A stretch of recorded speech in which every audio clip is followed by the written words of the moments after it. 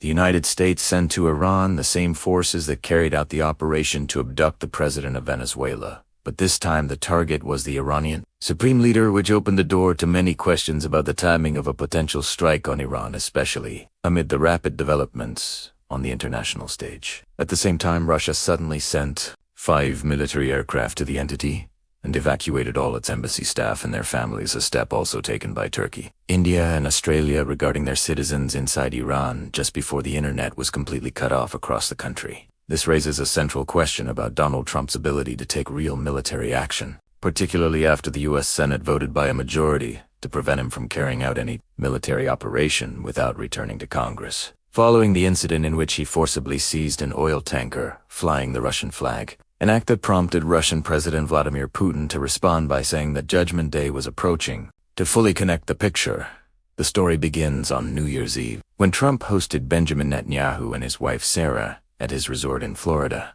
a visit that is often followed by major global events. During this visit, Netanyahu returned to his country and left his wife in the United States, a move the media interpreted as a precaution to keep her away from any potential military developments with Iran. Just 3 days later, the operation to abduct the Venezuelan president took place, carried out by the U.S. Delta Force. Most analyses suggest that this operation could not have succeeded without internal betrayal, and that its primary objective was propaganda and media impact, sending a message that targeting sanctioned regimes is possible and easy, especially since Venezuela is under severe sanctions and relies on outdated military equipment dating back to agreements signed in 2006.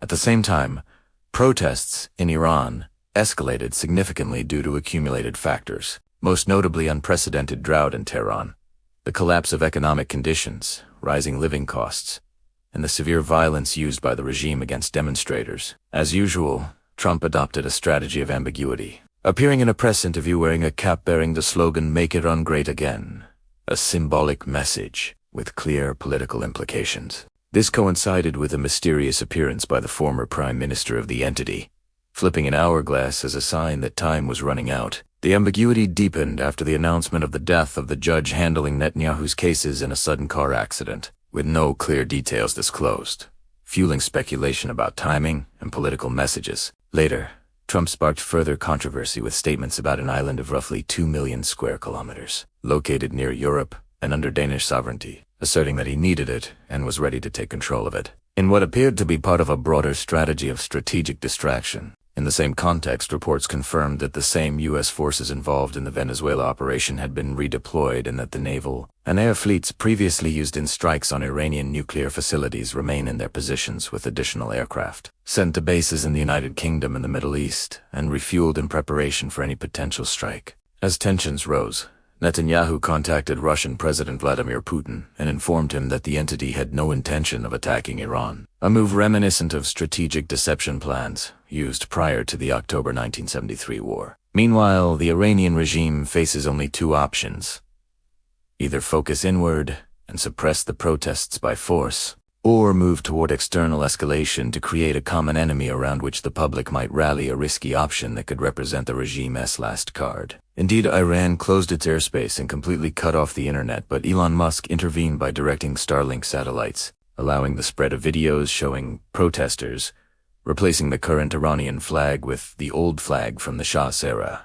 alongside the appearance of Reza Pahlavi, declaring his support and readiness to return. Nevertheless, it is not possible to verify the authenticity of all the circulating videos, as some may date back to the 2019 protests or the events surrounding Mahsa Amini in 2022. Amid a complete media blackout in the United States itself, widespread protests erupted after a video surfaced showing an immigration officer shooting an American citizen. In the context of expanded powers granted by Trump to these forces under the pretext of combating illegal immigration, China, for its part, enters the scene from a different angle, having been the main beneficiary of Iranian and Venezuelan oil on the black market. With Washington now controlling Venezuelan oil, the Taiwan island that produces more than 80% of the world's semiconductor chip, Beijing's most dangerous pressure card. Notably, Trump gave China a green light to deal with Taiwan, in what appears to be a deal to absorb its anger after the loss of Venezuelan oil. Finally, The Iranian Supreme Leader delivered a Friday sermon in which he sent two messages.